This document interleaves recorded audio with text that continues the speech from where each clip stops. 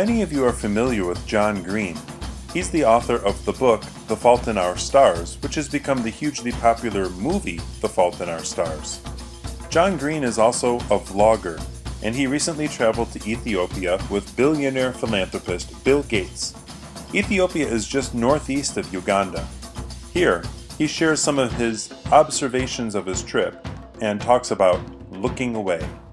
Good morning, it's Tuesday. So when I was in Ethiopia, I got to talk to this young girl who's clinging to her brother, and I learned that her mom went to Kuwait to work, and her dad works in the city, so her grandpa takes care of them. She told me that she missed her mom, and that she worried that her brother might have pneumonia, and the way this beautiful girl held her brother just shattered me, and eventually I looked away. In fact, a lot of my footage from Ethiopia is of me looking away. We drive up to the hospital past families desperate to get their loved ones good care, and I look away. I turn the camera toward preterm babies struggling to survive under not good enough heat lamps, and then I turn away. And then there was this little boy, too thin, very sick, life-threateningly sick with diarrhea, who was the same age as my own son, who had the same sweet way of getting into a chair that's too big for him, while outside his mother waited nervously for a diagnosis, for some help, and I looked away. While she waited to find out if he had malaria, I filmed this beautiful vista. Now, I think this was partly because even though these people all gave me permission to film them, these moments felt very private. But it was also hard to watch. It's hard to see kids suffer and mothers worry and to feel powerless before it. And it's hard because these are problems that I was unaccustomed to. I mean, the poor are voiceless in too much of our contemporary discourse. This kid's mom doesn't have a Twitter or a YouTube channel, and so we don't hear about her challenges as directly as we hear about others. Maybe that's part of what makes it easier to look away too, but regardless, I kept doing it. I have hours of footage of my camera looking away.